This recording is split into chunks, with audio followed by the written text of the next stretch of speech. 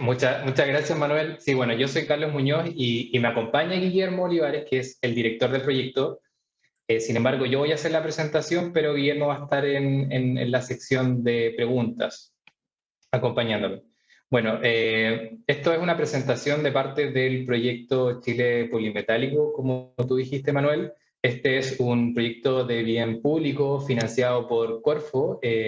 Está desarrollado por la corporación Altaley y el mandante es Cochilco. Acá abajo salen o sea, salen todos los integrantes del comité técnico del proyecto, donde se encuentran algunas instituciones como el Cernagiomín y algunas empresas también.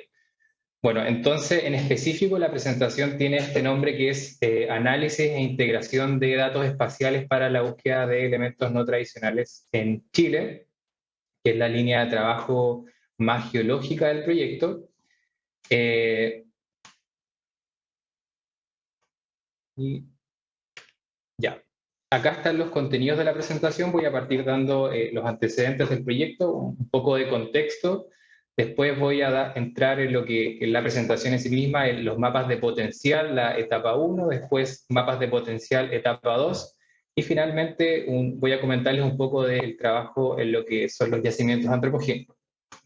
Entonces, partiendo por los antecedentes, la misión de este proyecto es proporcionar información estratégica para poner en valor recursos minerales no tradicionales para incentivar la inversión en Chile. En el fondo lo que busca este proyecto es diversificar la minería chilena. Como todos saben, la minería del cobre y sus subproductos tiene un gran peso y la minería tiene cierta dependencia en esta industria. Entonces el proyecto cree en que mediante una diversificación, poniendo o desviando un poco la atención hacia otro grupo de minerales, podría traer ciertos beneficios para, bueno, la minería y la economía en general.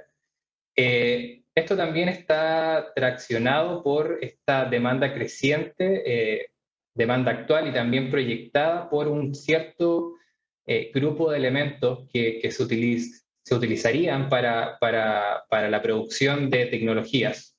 Dentro de ellas tenemos las tecnologías asociadas a las energías verdes, como muestra este cuadro del Instituto Internacional por el Desarrollo Sustentable, donde muestran los minerales requeridos para cada uno de los grupos de estas energías verdes. Tenemos, por ejemplo, el grupo de minerales requeridos para la energía solar, otro para la tecnología eólica y finalmente el grupo para los minerales requeridos en vehículos eléctricos y aplicaciones de almacenamiento de energía.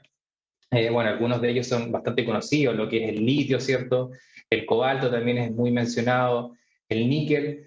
Y en el fondo, esta idea de ir generando estos listados con minerales y elementos estratégicos, no solo está dado por esta institución, sino que es algo que están desarrollando los países desarrollados. Estados Unidos tiene su propio listado de elementos estratégicos, la Unión Europea, Japón, Australia e instituciones como el Banco Mundial, y se ha empezado a acuñar este término de elementos críticos. ¿Ya? Este es un gráfico que muestra, es bien interesante porque es un estudio que en el fondo hace una recopilación de todos los elementos, de todos los listados, de todos estos estudios que se han hecho con elementos críticos No, por y cuántas ejemplo, veces estoy cada uno hablando de con los estos es tipos. No mencionado en sé los si lo van diversos a poder estudios. solucionar.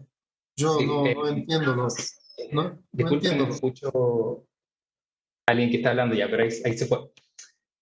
Ya, entonces, ¿cierto? Esta criticidad está dada por dos factores. Una, bueno, por la importancia que tiene cada elemento, y en segundo lugar también el riesgo de suministro que podría existir en algunos de ellos, dados por, no sé, bajas reservas o también algunos conflictos políticos que podrían existir en los países que tienen las reservas.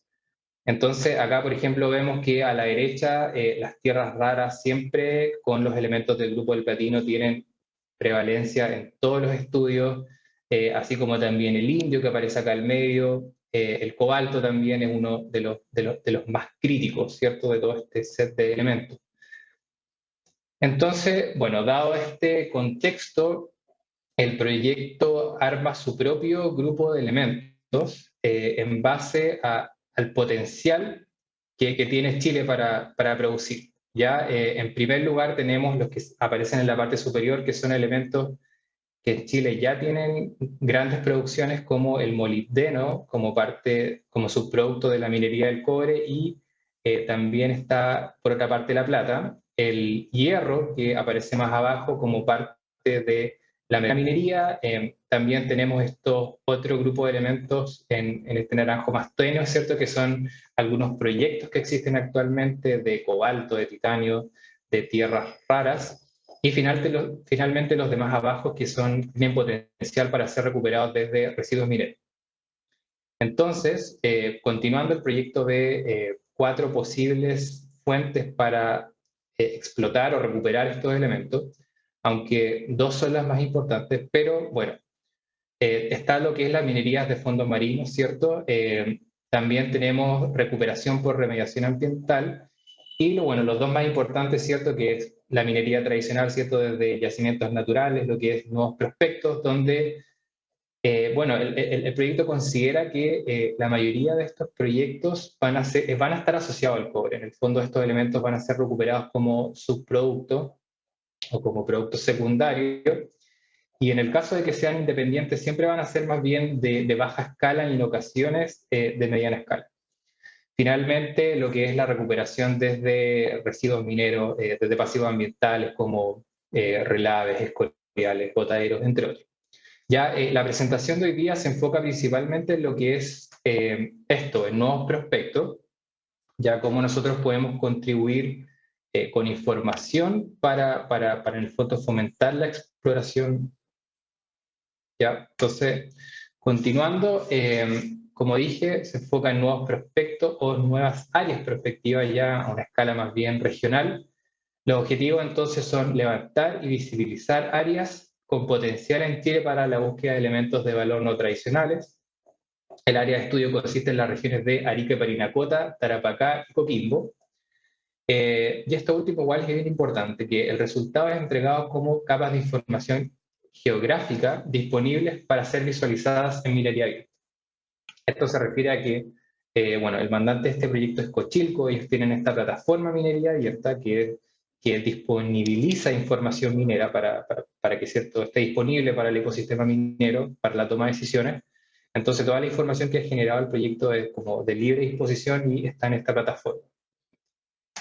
Entonces, continuando ya de lleno, voy a presentar esto que nosotros hemos denominado los mapas de potencial, en su etapa 1, ya cuando nosotros partimos, con este caso ejemplo del que nosotros tomamos inspiración, se podría decir, que la idea es bastante similar a lo que nosotros desarrollamos. Es un mapa de potencial generado por el Servicio Geológico Australiano, Geoscience Australia, en el 2016.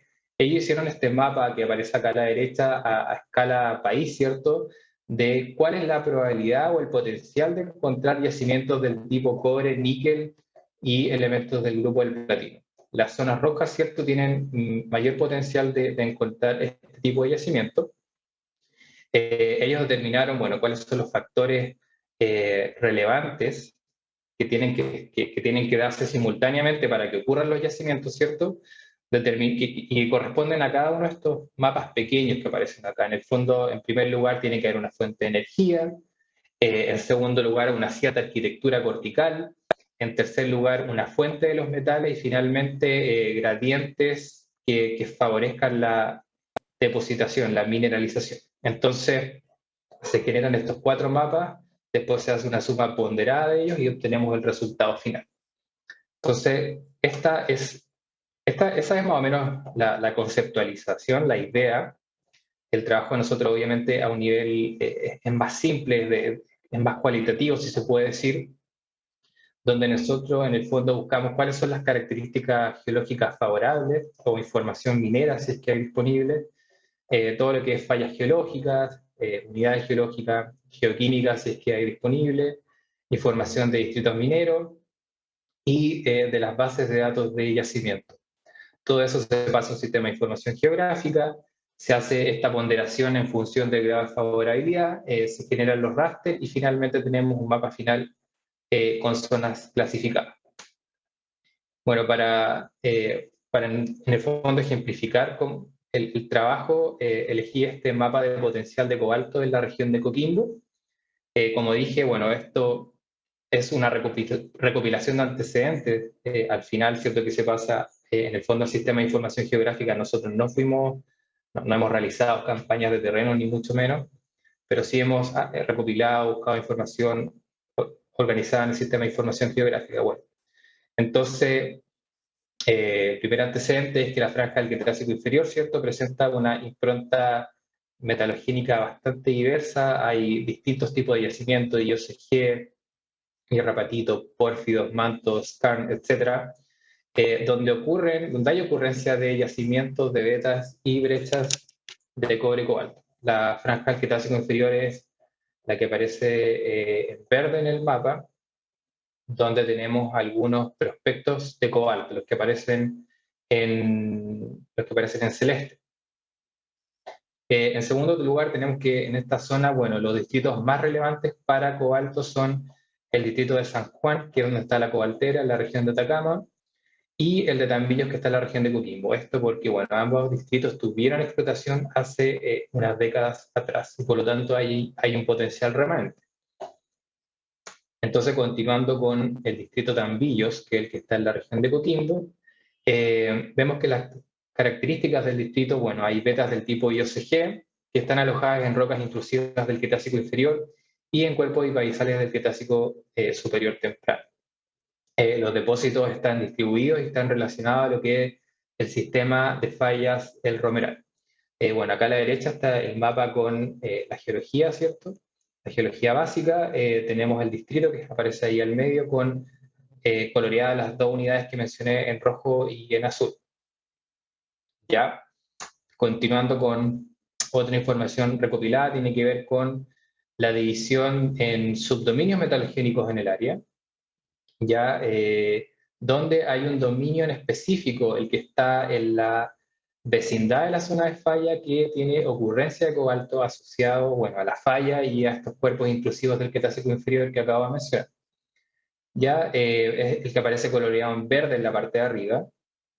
Y bueno, nosotros extendemos este dominio a la parte sur porque, bueno, las características son muy similares, está el mismo sistema de falla y las mismas unidades.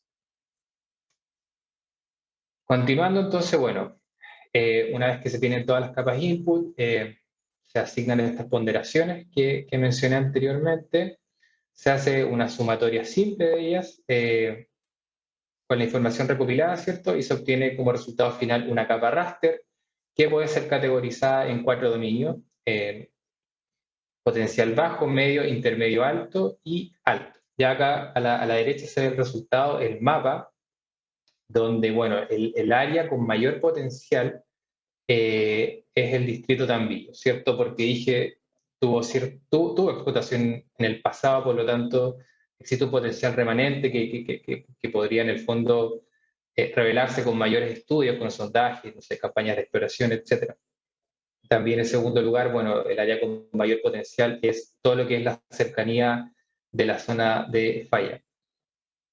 Entonces, teniendo esa idea, se hicieron otros mapas de potencial. Acá a la izquierda, uno de manganeso en la región de Coquimbo, donde son mantos de manganeso. También hay distritos mineros que tuvieron explotación de manganeso en su momento. Acá a la derecha tenemos manganeso en la región de Arica y Parinacota, donde de hecho hay actualmente un proyecto de manganeso, bueno, que está paralizado, pero de todas maneras el potencial existe. Acá a la izquierda tenemos un mapa de potencial de plata en la región de Arica y Parinacota, en el sector de Belén, Tignamar. Bueno, acá en este caso son vetas polimetálicas, en realidad, donde el elemento principal es plata, pero también tiene plomo, zinc, cobre, ya, y estos están asociados a cuerpos intrusivos del Mioceno medio. Acá a la derecha está otro mapa de potencial de cobalto en la región de Atacama, que es en el fondo cubre el otro distrito que había mencionado, que era el distrito de San Juan, y también aparece el distrito de Carrizal Alto. Bueno, entonces eso sería un poco como la etapa inicial, ¿cierto? La etapa 2, lo relevante que tiene es, lo importante en realidad, que se robustece el trabajo anterior porque agregamos lo que son las bases de datos del programa de cartografía geoquímica de Chile elaborado por el SENAGEMIN. Bueno, para quienes no conocen, este es un programa del SENAGEMIN que busca, valga la redundancia, cartografiar todo Chile con muestreos geoquímicos, ¿cierto?, de sedimentos de drenaje, para en el fondo tener las líneas de base para exploración o también temas ambientales. Entonces, nosotros tenemos, bueno, tuvimos acceso a 3 bases de datos. Estas bases están disponibles en todo caso públicamente, son la base de Arica, Pisagua e Iquique, y que totalizan 2.362 muestras de sedimentos de drenaje, todas las que aparecen acá a la derecha. Ahora nos vamos a focalizar en la parte norte de Arica. Como dije anteriormente, acá hay ocurrencia de manganeso, ¿cierto? Hay depósitos de manganeso de origen volcánico exhalativo y que fueron originados durante periodos de volcanismo desde el Mioceno hasta el Pleistoceno. Los depósitos aparecen acá a la derecha, Tapala y Picota, ¿cierto? Y las unidades volcánicas de ese periodo geológico aparecen ahí en morado. Entonces, acá, bueno, están sobrepuestas los muestreos geoquímicos que mencioné y bueno, ahora corresponde en el fondo hacer el tratamiento estadístico básico, ¿cierto? Que este está basado en un análisis de cuartiles, ¿cierto? Para determinar cuáles son los valores más interesantes, teniendo 2 grupos, los valores, en el fondo las anomalías positivas, y valores aún más superiores que corresponden a valores ya atípicos, ¿cierto? Donde ahí hay que analizar si en el fondo son valores reales o bien pueden reflejar un error, no sé, en la medición o algo así. Entonces, teniendo esta clasificación, los puntos se ven así, donde los valores rojos corresponden a los valores atípicos, que son los más altos, y en naranjo tenemos las zonas con anomalías positivas de manganeso. Ya, entonces, en el fondo hay que ir viendo la relación entre los yacimientos y si esos van generando anomalías en los muestreos. Bueno, para eso voy a cerrar aún más el área de estudio a la cuenca del río Lauca, donde ya hay que ir empezando en el fondo a sobreponer las redes de drenaje, ya que estos son, bueno, sedimentos de río, ¿cierto? Y nos vamos a focalizar aún más en la parte sur de la cuenca del río Lauca. Entonces, así quedan estos 5 puntos con valores atípicos. Ya acá están los valores más altos, de hecho, de toda el área, y tenemos que ver si es que podrían estar indicándonos presencias de mineralización de manganeso.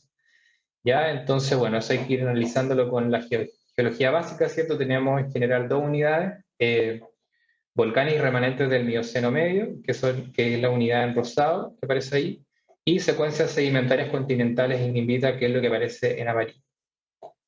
Bueno, mediante el uso de redes neuronales artificiales, esto en realidad es un trabajo que lo de las redes neuronales, que lo hizo el SENAGEMIN, la unidad de geoquímica, nosotros solo recibimos el input, ya nosotros no utilizamos el algoritmo, pero en el fondo ellos utilizaron esta analítica avanzada, ¿cierto?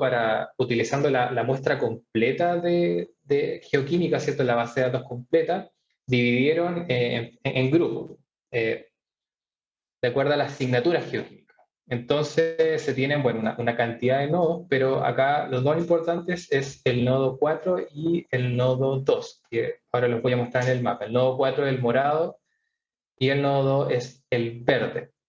El 4 entonces son todos los puntos que tienen altos valores de sílice, de potasio, de aluminio, bario, rubidio y berilio, y este sugiere proveniencia de detritos generados en sectores con rocas principalmente félsicas. Mientras que el nodo 2, que es el verde, tiene las mayores concentraciones de hierro, manganeso, titanio, cromo, vanadio, cobalto y estaño. Entonces este sugiere proveniencia de áreas con rocas máficas y o concentración de fases minerales densas. Entonces, haciendo el análisis, vemos que de nuestras 5 muestras, Una corresponde al nodo verde, por lo tanto, eso nos quiere decir que esta anomalía de manganeso podría en el fondo simplemente estar dada por altas concentraciones de manganeso de la roca, ¿ya? Sin necesariamente responder a que hay un yacimiento. Mientras que los nodos morados provienen de rocas félsicas, que no tienen en realidad concentraciones muy altas de manganeso. Entonces, esta asignatura geoquímica nos dice que podría en el fondo, no sé, o sea, especulativamente podría haber cierto, algún yacimiento que podría estar generando la anomalía.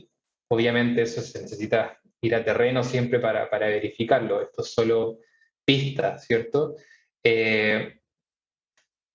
Entonces, bueno, básicamente ese es el trabajo que se ha hecho con las bases de datos geoquímicas, ¿cierto? Tratando un poco de mezclar con esta idea del mapa de potencial de clasificar el área, ¿cierto? Jerarquizar en el fondo donde uno debería priorizar la exploración. Eh, entonces, lógicamente, lo cual requiere después exploración en terreno o bien sumar otras técnicas indirectas, por ejemplo, teledetecciones geofísicas. Bajo este mismo esquema se continúa trabajando en análisis de otros elementos como cobalto, plata, tierras raras y entre otros. Bueno, ya para finalizar la presentación, voy a mencionar acerca de el último trabajo que hemos realizado en yacimiento antropogénico, un poco las ideas que hemos estado avanzando y qué es lo que pretendemos hacer a futuro en esta línea. Acá volvemos al árbol del comienzo, donde, bueno, en el fondo, ¿cierto?, recuperar desde residuos mineros. Bueno, como dice acá el párrafo, recuperación de elementos de valor desde residuos mineros, por ejemplo, relaves, ripios, desmonte, escorias, polvos de fundición, barro anódico. El proyecto siempre le ha estado haciendo seguimiento a cuáles son los proyectos en Chile que están trabajando en esta temática, que son varios, ¿cierto? Algunos ya procesando de hace un tiempo relaves frescos, otros desde tranques de relave. Por lo tanto, nosotros, bueno, decidimos, para empezar a trabajar, focalizarnos en el área de la región de Atacama y la idea del proyecto siempre, en el fondo, buscar información o proporcionar información estratégica y decidimos, en el fondo, consolidar una base de datos antropogénicos en la región de Atacama, ¿cierto? Un poco viendo cuál es el estado del arte de la información pública que existe en esta temática en esa región. Lo principal, entonces, es el catastro, ¿cierto?, de relaves del Serna Gemín, que es bastante completo, incluso incluye análisis geoquímico de algunos relaves, pero también queríamos ver si existían otras fuentes de información, obviamente más pequeñas, quizás tesis, memorias. Encontramos algunos, por ejemplo, relacionados a fondos FIC. Acá tenemos entonces un mapa de la región de Atacama con, bueno, los relaves, que en realidad la mayoría son los del catastro del Serna Gemín, pero también le sumamos los escoriales, que es algo que no aparece en ese catastro, que es algo que nosotros encontramos en esta recopilación que hicimos. Y otra cosa interesante en la que trabajamos de manera muy incipiente, casi bien exploratoria, la verdad, es trabajar con teledetección utilizando, bueno, imágenes Landsat del Servicio Geológico de Estados Unidos para ver cómo respondían los depósitos al álgebra de banda, ¿cierto? Entonces, bueno, con un trabajo, la verdad, bastante pequeño, tratamos de resaltar, si se podían resaltar con algunos índices los depósitos, y la verdad es que sí, se puede ver ahí en los mapas de la derecha cómo se resaltan en rojo. Y bueno, la idea de todo esto, como dije, es consolidar esta base de datos y también empezar a analizar cuál es la proveniencia de estos relaves, ya si, por ejemplo, estos relaves provienen de depósitos, por ejemplo, de IOCG, que la verdad tienden a ser yacimientos bastante diversos metalogénicamente, donde tienen hierro, cobre, oro, pero también tierras raras, cobalto en algunas ocasiones, titanio también. En el fondo ir seleccionando estos relaves que tienen proveniencia de depósitos de IOCG o hierro apatito, ya que son más polimetálicos. Y bueno, a partir entonces de la base de datos, pretendemos quizás hacer una selección de cuáles son los relaves con mayor potencial, ya sea por que tienen mayor tonelaje, porque tienen buenas concentraciones de estos elementos y otros parámetros también. Y bueno, la verdad es que esa es la presentación. Muchas gracias por la atención. La verdad se me hizo más corta de lo que esperaba. No sé la verdad cuánto tiempo habrá pasado. Estamos bien. Estamos bien con los tiempos. No tengo preguntas, fíjate, hasta este momento, pero me parece que son muy interesantes lo que han presentado ustedes. Se nota que es un trabajo de alta tecnología en términos de innovación, trabajar con redes neuronales, Big Data. Es una cosa que está empezando a tomar fuerza muy grande. Bueno, muchas gracias. Les agradezco a los dos la presentación y bueno, espero que sigan con la investigación y que encuentren más gente que los apoye también, ¿no? Muchas gracias. Sí, en ese proceso estamos. Muchas gracias, Manuel. Gracias a ustedes.